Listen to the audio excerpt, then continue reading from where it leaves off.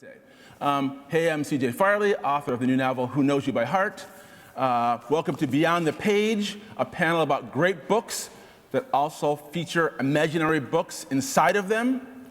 Our panelists are Nnedi Okorafor, the amazing author of Death of the Author. See your hand for Nnedi.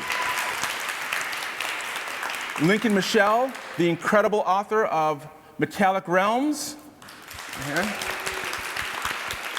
And Fernando A. Flores, the fantastic author of Brother Brontë. Okay, I'm going to fully introduce all our authors as we go along, but let's start off with Nnedi. Her bio, Nnedi Okorafor is the author of multiple award-winning and New York Times bestsellers, including Death of the Author, the Binti Trilogy, Who Fears Death, and Lagoon, currently in development at Steven Spielberg's Amblin Entertainment. Nice. She has won every major prize in speculative fiction, including the World Fantasy, Nebula, and Eisner Awards, multiple Hugo Awards, and the Wole Soyinka Prize for Literature in Africa. Born in Cincinnati to Igbo Nigerian immigrant parents, she now resides in Phoenix, Arizona, with her daughter and Yogo. Nnedi, could you please read a passage from Death of the Author?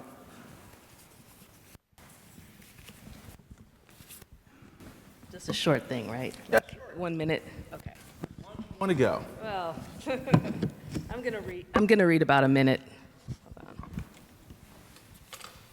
So I'm just gonna read a little section here from Death of the Author, and yeah, I'm not gonna give any context.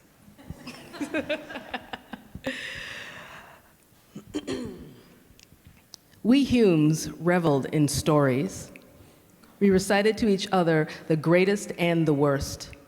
Just as we kept our bodies, no matter how dented and rusted they became, we kept our stories. We all had our own libraries, and when we came across others of our kind, we exchanged them. Stories were the greatest currency to us, greater than power, greater than control. Stories were our food, nourishment, enrichment. To consume a story was to add to our code, deepen our minds. We felt it in the movement we took in. We felt it in the moment we took it in. We were changed. It was like falling. It was how we evolved. I consumed so many stories that my programming began to seek a new purpose to become a scholar. There were stories left undiscovered on this planet, in remote places among remote robots, and I wanted to consume them all. A scholar searched for and gathered as much data as it could, always hunting for something new, and so I traveled, set on my goal. This was how I learned some terrible information. Thank you. All right. Okay, I'm going to ask questions of all of our panel, but I'm going to start off with Nnedi. So Death of the Author is a story about storytelling.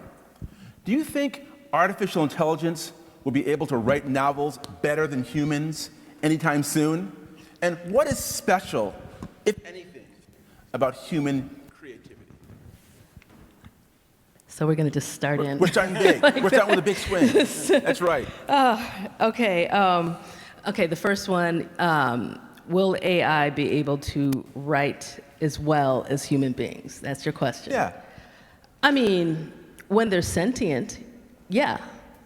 Yeah, when they're sentient, when they're self-aware, yes. Will it be better than human stories? I don't think we need to apply a hierarchy. It will be something else. It will be different. I believe that their stories will be good when they're sentient, when they're self-aware. We are not there yet. We are not even close to that yet. What was the second question? Yeah, the second question was, what is special, if anything, about human creativity? What is special about human creativity? I mean, it's so, like even defining that, even saying what is special is difficult for me because it by definition is special. Like I can't define that. It is what makes us human. Creativity, being able to This is just, it's so much to unpack. It's why I wrote a book about it. It's all in the book. This is literally why I wrote this book, because that's what Death of the Author is all about, this idea of human creativity and what makes it special, and the fact that it is the one of the greatest creations that we have. The ability to tell stories, and that's what the book is about. I can't describe it. The book describes it in many, many pages. Well, I heard this one observation that one thing that makes human creativity special, perhaps, and I want to get your take on this, is, and anyone can jump in here, is that it comes at a cost. That, your book draws from things you actually went through, painful experiences you actually went through. ChatGPT didn't go through anything. It just sort of issued some stuff. When God made the world, one observer said, in the seventh day, he had to rest because he went through some stuff to create where we're at. And that's why creativity has meaning. I mean, is there anything to that, do you think? The idea that creativity if it comes at a cost, it has more meaning? Yeah, sure. You're talking about experience, and that's what makes it special. Once again, we're talking about the human experience. And so if we're putting that against a machine who doesn't have that, that's why I keep saying it would be different. If the machine, if the AI is sentient, is self-aware, technically alive, in my opinion, what it creates will be what it is. It's different from what human beings would create. So yeah, that whole idea of experience it is what makes it special. Also, mortality, the fact that we die, we have a finite amount of time. And what we produce comes from that knowledge and the experience of that. I mean, those are all things that make it special. I don't think even comparing it to AI or what a machine would create, I don't even think they're in the same realm.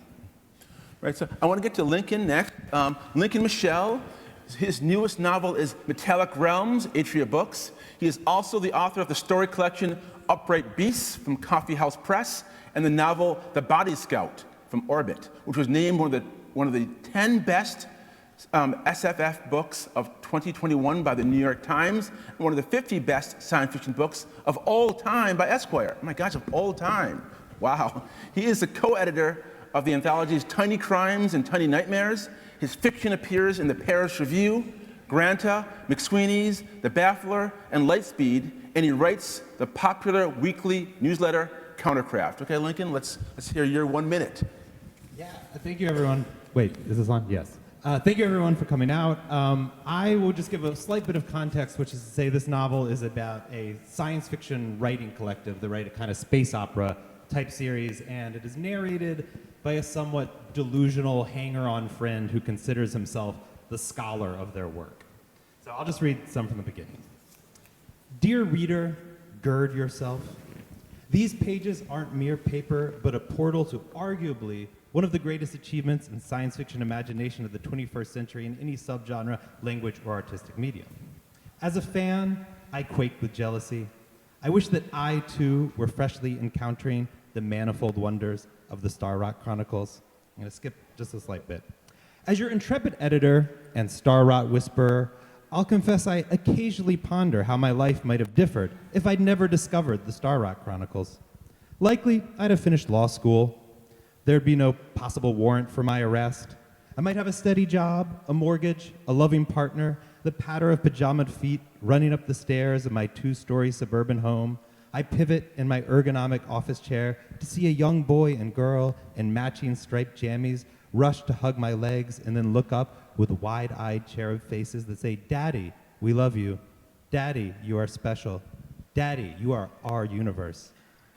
Pedestrian pleasures. I have another universe, and it is the Metallic Realms. I'll stop there. All right. Okay, I'm going to ask Lincoln a question, but I want to remind everyone that we're going to be taking questions from the audience at the end.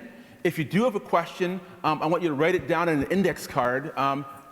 Right there, that young lady right there, Emma, my daughter, Emma Farley, she has some index cards. If you want to ask a question, she has cards. Write it down. She'll hand you the cards at the end, and we will ask the questions. So, Lincoln, Metallic Realms is set in 2 places, outer space and Brooklyn.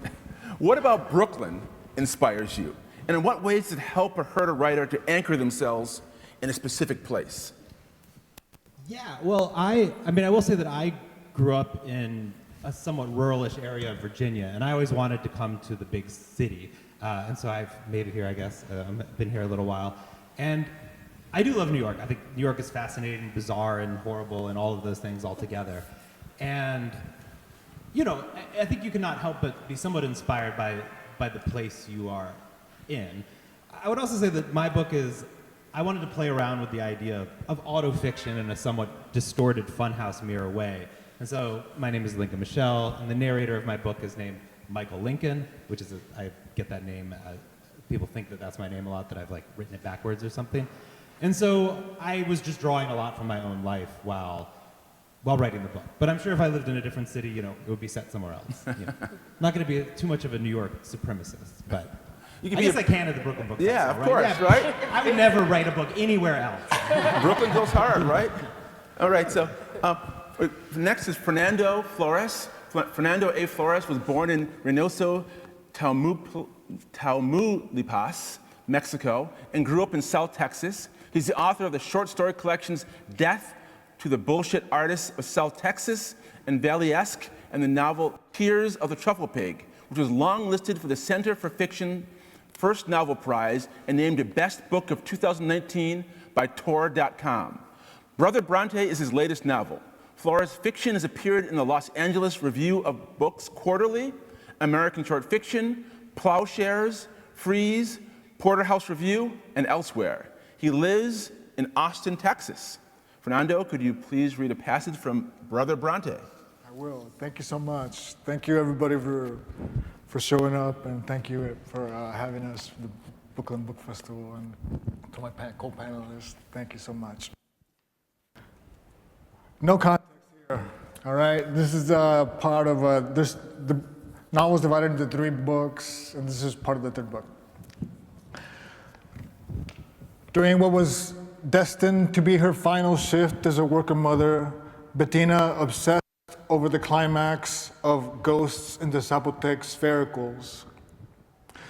In the novel, the Zapotec people live on their own planet, which is also something like an organic spaceship. Floating sphericals, which are orbs of light that act as statues on this planet, maintain the equilibrium of all its living things.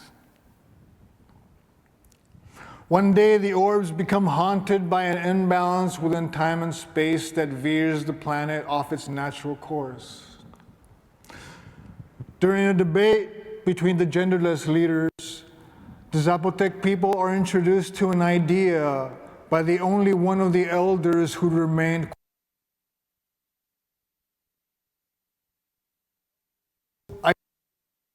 is to bring forward a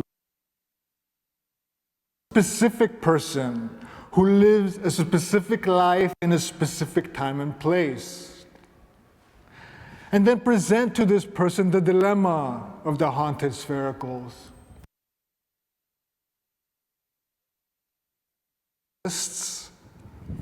Will hold the solution.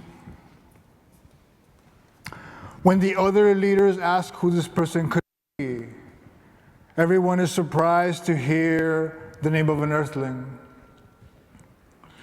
They are all further taken aback to hear that the Biblioteca Nacional de Buenos Aires, located in a time scale in the middle of the 20th century. Not the library's first blind director, nor its second blind, but in fact the 3rd man destined to lose his vision while leading.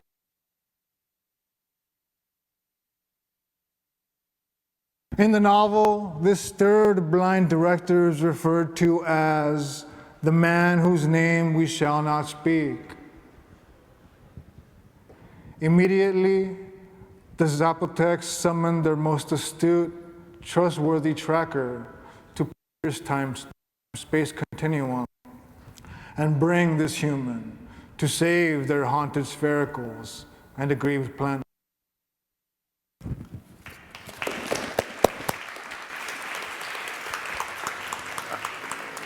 All All right, Fernando, immigration is a major topic in Brother Brontë, and it's something that's very much in the headlines now. But you obviously started writing this many years ago. As a novelist, how do you go about being both timely and timeless in the subjects and themes that you explore? I don't know. You know, I'm from Texas, I guess, so for a long time, like writing to me, I was like, how can I write something without writing about it? Like in my first book, Tears of the Truffle Pig, I'm more removed from that book, so I guess I can talk about that book a little bit better maybe. But to me, I was like, how can I write a book about the border? How can I write a book about immigration and racism and all these things without writing about them? If it was against the law to write about these things, how could I trick these imaginary censors into getting these themes and these things passed through storytelling? You know, I don't know. So I guess, is that an answer? It's an answer. Cool. It's an answer. And if remember at the end, it takes. She has index cards. Go to her, get an index card, write down, and we'll take it at the end of the session. Okay, I have a question for the entire group now, so you can all jump in here. The subject, of course, of this whole session is beyond the page, about books within books, and I want you to say, let's say there's a real-life library with all the imaginary books that authors have put inside their novels. Which of these books within books would you most want to check out?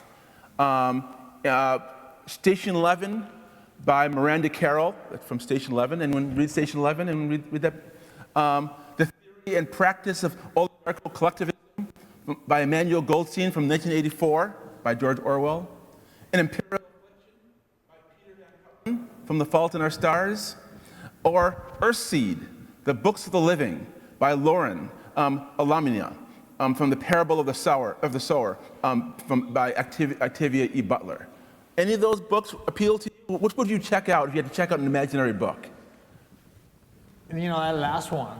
The last one, Octavia Butler? Yeah. Okay, she's always a good choice. To me, it's like, all right, this one. Yeah, I mean, I love Octavia Butler, so I would have to go the same way. Although if I could toss another book out there, I wouldn't mind reading Pierre Menard's rendition of Cervantes, Oh, yeah. Don Quixote. That's a good one, good one. Totally. I mean, Octavia. Octavia, so looks like Octavia wins that. Okay, now you all have created new worlds in your fiction, but in the real world we live in, we face so many problems, political, technological, economical, ecological. What do you think is the point of fictional world today when the real world seems to be falling apart? What is the use now of fictional worlds and imaginary worlds, do you think, in today's really challenged real world? Anyone can jump in there. I mean, I'm just kind of ruminating on the question, because fictional world versus the real world, where is the demarcation? It's not,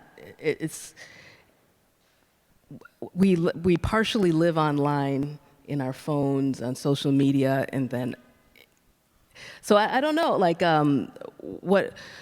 so your question is, what is the significance of the fictional worlds during these times where things are happening in the real world? I'm like, those things are inextricably linked. They affect and they feed off of each other. So the significance, like, you can't have one without the other. And I think as human, I'm all over the place with this, but just human beings, we live in our heads already. Everything is a matter of our perception. So that's the fictional world. So what is the real world? Like, what would you define as the real world? Like, how do we even separate the two to analyze what is the significance of one to the other? To me, they're the same thing. You know, they're all part of the same kind of, they're all the world, the fictional, at least for me as a writer, so there's that as well, because I live in my head, I live partially in my head, and what's in my head, the stories that I write are affected by the world outside, and the world outside, I hope, is affected by what I write. So there's a back and forth. So the significance is just by definition. Does that make sense? It does. I tried. Challenge the very premise of the question. I like Yeah. that. Anyone else want to weigh in on that? I mean, what's the use of fiction today? What's the use of imaginary worlds? Ian? Go ahead. Yeah, well, I mean, I think there's maybe an easy but true answer that we, throughout history, there's been plenty of dark times, and humans have always used art to process and understand the world, right? And that doesn't change just because things are horrible. Maybe that makes it so that we who are artists have more of a mission or more we need to do with our art. But, there's a reason that authoritarian regimes crack down on artists and that samizdat is passed around, and this is, it's very fundamental to what it means to be human. When you're asking about, can AI make stories? Maybe, but it can never, it doesn't have the human experience or can never speak to another person, to what we understand in that way. That was a very vague answer, sorry. Well, I have a very specific question about your book now. Your book is about this science fiction writing group, the Orb Four, and they support each other, they sometimes attack each other, but they're very sort of up and coming. They're scrambling to make it. In today's world, when sci-fi is like this multi-billion-dollar industry, has something been lost now that science fiction is no longer just the province of nerds and ne'er-do-wells and people like that, and now it's a province of people in corner offices and super rich making billion-dollar properties? Has anything been lost, and what has been lost? Yeah, well, I think when you sit around these questions before, you framed it as, has it been lost when all the stories are kind of owned by corporations? That I do think is true, right? I think, I was a weird, nerdy, outsider kid growing up, and so I relate to those types of people, and maybe I would like to think that, I don't know, there's something essential tying science fiction or geeky properties to that. But I think the more dangerous thing to me is that we live in this era of, I'm not saying anything new here, but of just infinite reboots and sequels of a couple fictional universes that never stop and are tightly controlled by a few corporate overlords, which, I don't know, that just seems bad inherently. And yeah, I think it's maybe a little more interesting when we're all doing different things, that there's kind of like a scattering of different ideas coming into the culture instead of just the endless recycling of a few ideas. Did you have something? Yeah, go ahead. I don't know what to say. Yes. Okay, I have, that's kind of a pessimistic view of science fiction today, because, for me, growing up, I didn't read science fiction. I was not, and I read widely. I loved anything that was a good story, I loved, but every time I would get to science fiction, it seemed very white and cold and male. I couldn't relate to those stories, and I don't need to see a reflection of myself in a story to vibe with it. I don't even need to relate, but I do need worlds that are worlds where I feel that I could exist. And the worlds that I was seeing, especially growing up in science fiction narratives, were worlds where I couldn't even exist. And I just didn't, and it wasn't a conscious thing for me, I just didn't read that. So I didn't grow up reading a lot of science fiction. I think that now, there are many worlds where I feel like I could exist. If I were a kid now reading, I would be reading science fiction. So it's like, yeah, we can talk about the corporations owning certain science fiction narratives and all of that part of it, but there's something else that's been going on that's been, that's been growing over a relatively short period of time that I think needs to be celebrated. I think that science fiction now is more diverse than ever. And that's a beautiful thing. We have a long way to go, but I wouldn't say that now science fiction is owned by these corporations. That's a certain thing there, and I could name. I'm gonna shut up, but yeah, yeah. I think it's bigger. I think it's bigger than that. Yeah, for me, I'm a writer. I guess I'm not. It's hard for me to think about genres and identify really as any kind of writer, But I think I'm more conscious of like, I guess I'm from the Texas-Mexico border. I'm more like, you know, what kind of literature do we think about when we think about the border or the Southwest or Texas? You know, it's usually like, I don't know, these stark realist landscapes, you know, like by Larry McMurtry, or like even like Cormac McCarthy's associated with the region as well, you know, and even like the Mexican American writers that I grew up reading and stuff are right in the tradition of stark realist narratives, which I love too. When I was growing, I was like a nerd, like, you know, none of these books, I never read the border or Texas or whatever with people who were listening to punk rock or something. And, you know, when I read a book, it was around me. And like, why isn't any of this represented in our landscape, you know? So I guess for me, and also like how many American writers out there writing anything like avant-garde, usually like writers who started their careers in Mexico, who write in Spanish, who had their work translated to English and have succeeded in the United States, who are associated with the region and are also put in these Hispanic Heritage Month displays and stuff. But if you think about it, any like Mexican American writers are there that are writing in English, anything even that avant-garde that is not like stark realist, which are important narratives, but I feel that the literary landscape is saturated with these stark realist narratives, from my perspective anyway. I don't know. So again, if you ask better questions, why don't I ask my question? Index card, right?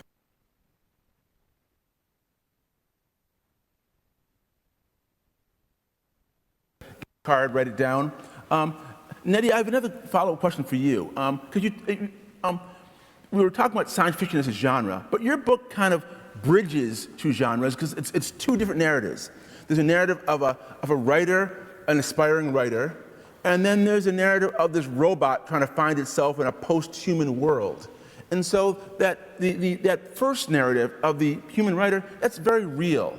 And the science fiction narrative, you know, I think it could be easier sometimes for science fiction fantasy writers to sort of hide themselves because, you know, people don't necessarily assume the magician or the robot has anything to do with them personally. For you, was it difficult to write a narrative about an aspiring writer? Were you worried that people might view it as something about your own biography? Did it make you feel vulnerable to write those sections? Tell me what it was like to sort of write a narrative that was outside of science fiction and fantasy and that people might view as connecting to your own biography. That's a lot. Okay. That's what I'm like trying to write down. Okay, so Death of the Author is a braided narrative. It is about Zelu, who is a failed professor and a failed writer who comes from a very ambitious Nigerian-American family, and it's also a post-human robot fable at the same time. And so you'd think that these are two very different narratives that couldn't possibly have anything to do with each other, but they have a lot to do with each other. Was it difficult for me to write this? Not at all, because of all the books that I have written, this is the most personal, the most honest, and the most just from who I am. So it's like this idea of this robot world, this world of all robots in the future after humans have died out, and then this Nigerian-American character, that is me. You know, that is it. And am I worried about people viewing this, you know, this character as me? I do worry because she does some crazy things. She smokes a lot of weed, she sleeps around, she does all kinds of things that I don't do. But she also is very closely based on me, you know? And so, like, do I worry about that? Yes, but at the same time, no. It is what it is. It's autofiction, You know, like her family is basically my family. You know, the whole, even though her family is her father is Igbo, her mother is Yoruba, both of my parents are Igbo. So like, it's in many ways, so the story is about fiction, it is about storytelling, but it's also about that line between, you know, I guess realism, for lack of a better term, and the fictional. It is that line, and that line is very blurred for me, very blurred. And I live comfortably in that. So yeah, I worry, but I don't worry. And this idea of like, how did I do it? It was very organic. You know, I didn't set out to write a braided narrative. It was just, that's what came forward. And it's very much me talking about what it is to write stories and how that works, how it comes forth, and how connected it is to the writer. I guess I should have also asked whether your family was concerned at all. Yeah. Not so concerned, but I was concerned about them reading it. Yeah, I mean, I'm like, there's a lot of our business in there. I put a lot of our business in there, but I just kind of closed my eyes and wrote the thing. I just didn't even worry about it. When it was going to be published, that was when I was like, I told my sister, because that first chapter, it's an interview with Chinyere. My sister's middle name is Chinyere. I mean, it is her. There are things, there are names, there are details that she will recognize, she will know that's her. So I had her, I was like, yeah, Ify, I did something. That's how I said it. I did something, and like, here, just read this chapter. And I was nervous because she does not like being, she's very secretive. And she read that first chapter, and first, when she called me, she was quiet. She was quiet, and she was like, okay, you did this. You did this, but I got her. That's the thing, I got her. It was, she couldn't say that was not her. So yeah, I was worried, but I kind of just shut my eyes and wrote. Okay, this question is for all of you. Now, books are the true heroes of all your books. Storytelling is portrayed as something that can save a life, a world, even a universe. But the National Center for Education Statistics reported that in 2023, only 14% of 13-year-olds reported reading for fun almost every day. That's down from 27% in 2012. So why are books, particularly fiction books, important?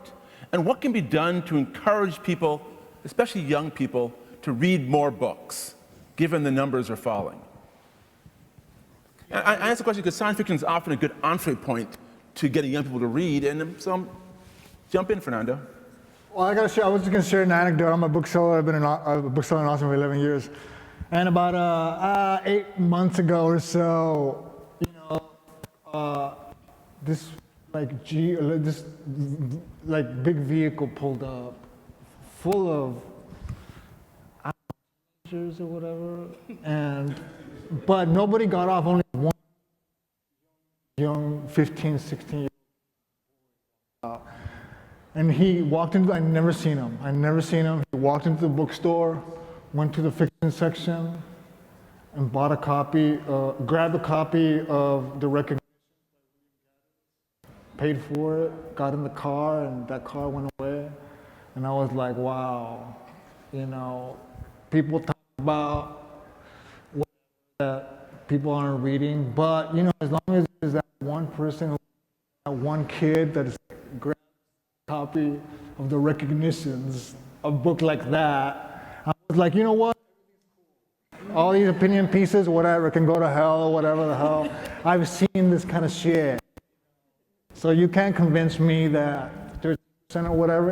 How many people read like in 1850? How many people read books? You know, I bet you it was comparable to what it is now. I don't know. The teens are all about Gaddis. It's Sabrina Carpenter, Gaddis. I think that's a lineup there. That's a hierarchy. So he's right up there. Who wins William Gaddis? What kind of teenager are talking about this? I don't know. Like, I'm trying to. I don't know. I think it's now time to get those questions. Emma, do you have any questions? Did anyone bring you any questions? Can you bring them up here? Should we have a drum roll for this?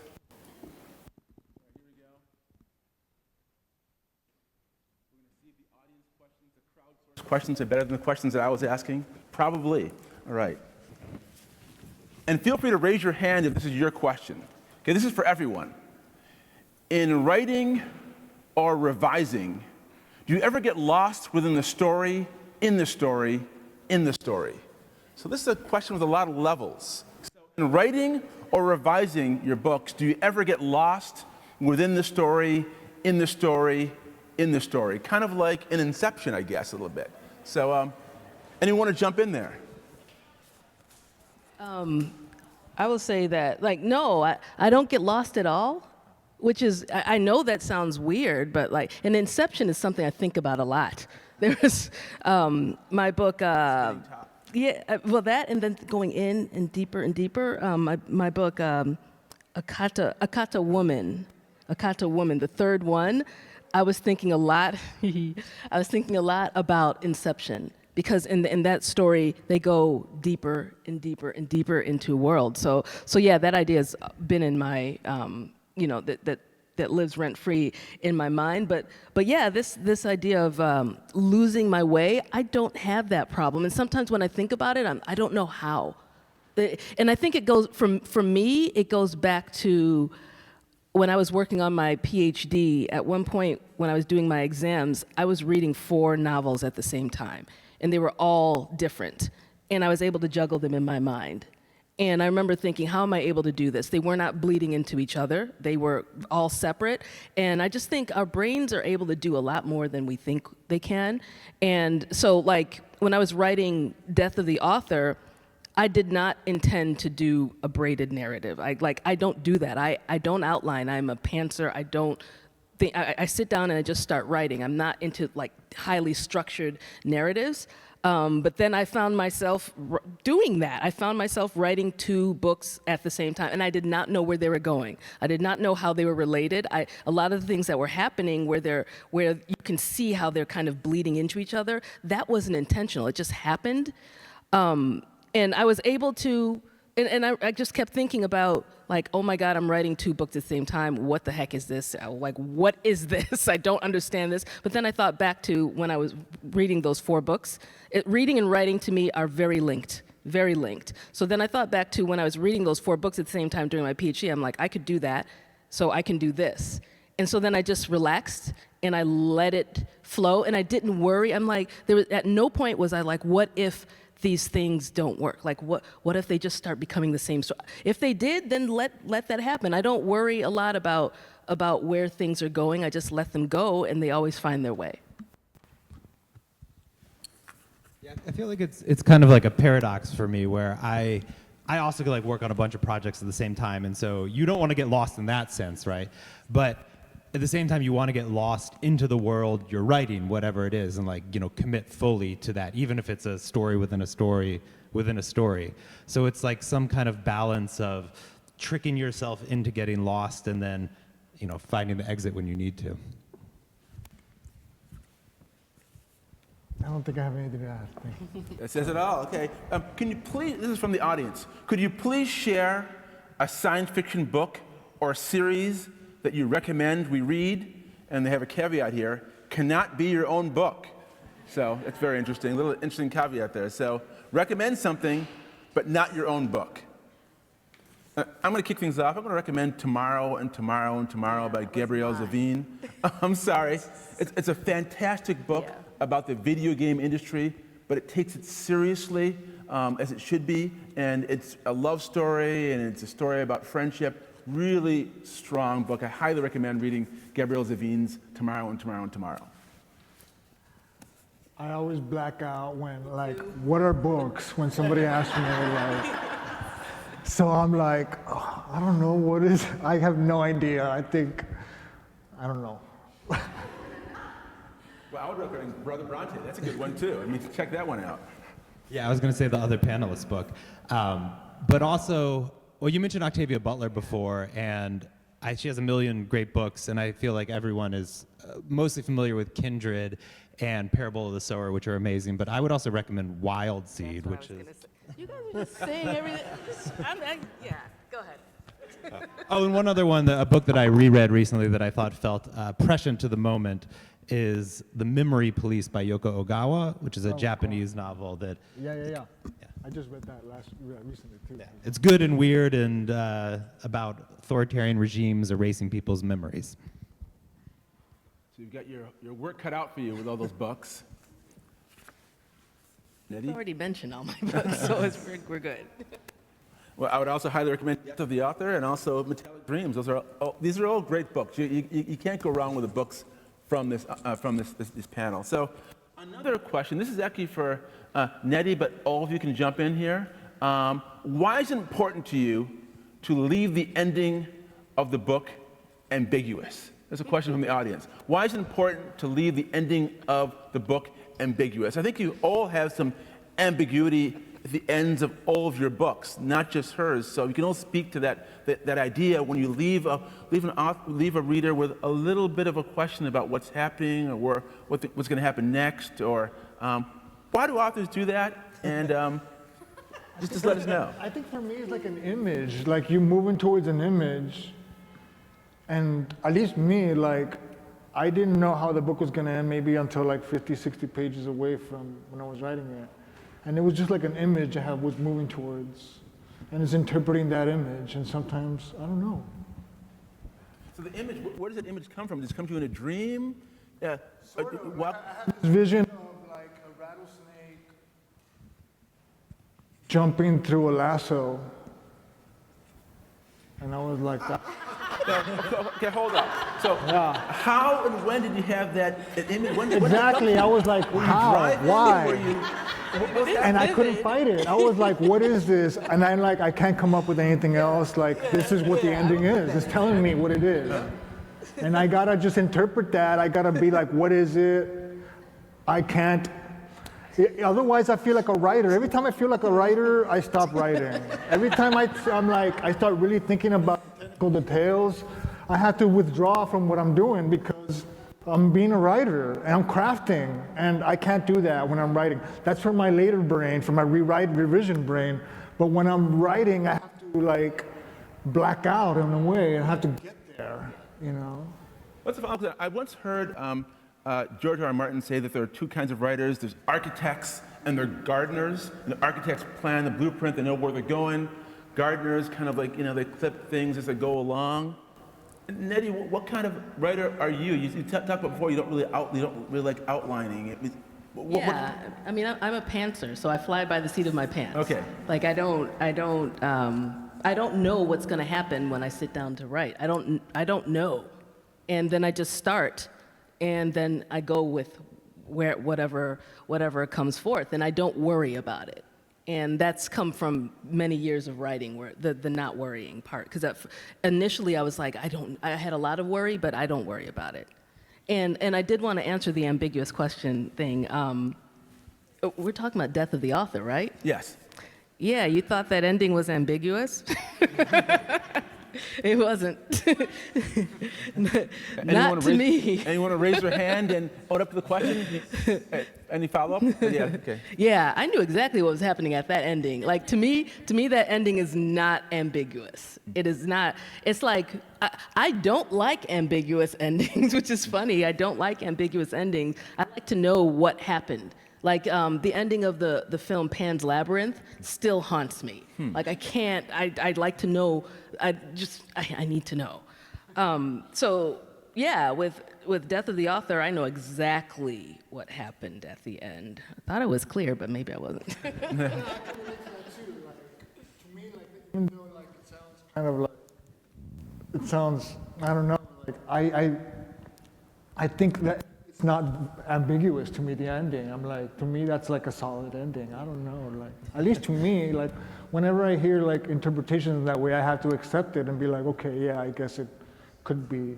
If you compare it to like a, and happily ever after kind of ending, then yeah, like I guess it is, but to me it's like a solid ending. I don't know.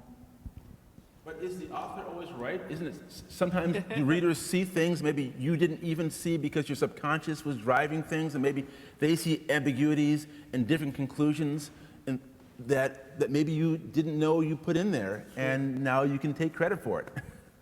That's why it's called Death of the Author. That's where that comes from. Yeah. But Lincoln, you're about to say something.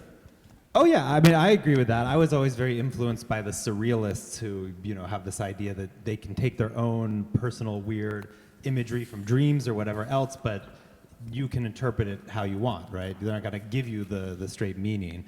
I think I was also going to say, I always loved George R. R. Martin's architecture versus gardener writing thing. I think that is beautiful as a metaphor. Although, for myself, I feel like it's always been like a chaotic mix of both. I feel more like a Dr. Frankenstein author, where it's like, I got the skeleton down, but I need to stitch on some, a face and pump in some blood and add the organs, and like, hopefully it comes together as some kind of interesting monster. Yeah, I can relate to that. There's another question from the audience that can be for everyone. What came first when you wrote your books? You talked a bit about the image you had of the rattlesnake jumping through a lasso.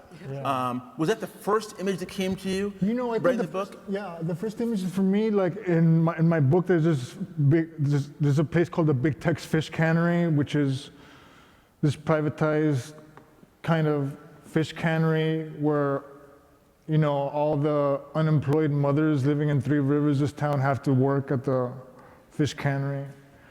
And that's the idea of the fish cannery came to me somehow.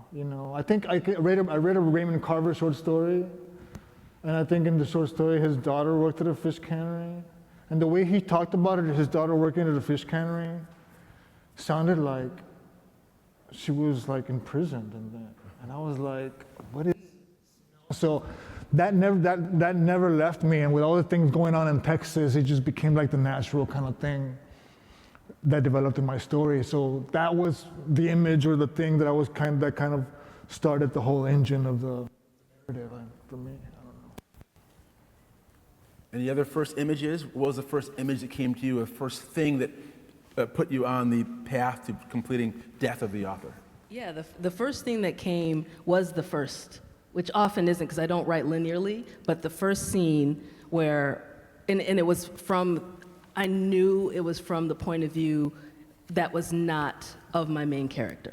I knew it was going to be her sister, and I knew that it was going to show, it was like a very unflattering moment for this character that I was writing about, that she was going to be either drunk or high, behaving badly, and all of her issues were going to be very clear in this initial scene. So that, like, when I sat down and just started writing, yeah, it was just this, from my sister's point of view, this girl or woman who just is behaving badly. That was the clear part for me. It was that, okay, this woman is not, yeah, she's behaving badly, and this is the beginning of her story. So, like, it's one of the few times where I started at the beginning. I think Who Fears Death was like that too. The first scene was the first scene of the story for me, even though in that one, which took me 6 years to write, that first scene moved around many times in edits, but then at the end, it was the first scene. So yeah. Lincoln? I don't really have a first image. I do remember that I was at a writing residency and surrounded by people doing very interesting and serious work, and I was trying to do something very maybe dour and literary, and I just took a break, and I was like, I'm just gonna write a weird gonzo space opera tale, just like a bizarre science fiction kind of story, the kind that I really loved when I was younger.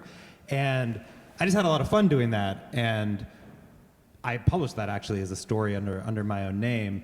And then I was just writing some more of those, and then through that I started thinking of a bunch of other ideas that I'd had in the past for other novels that were abandoned.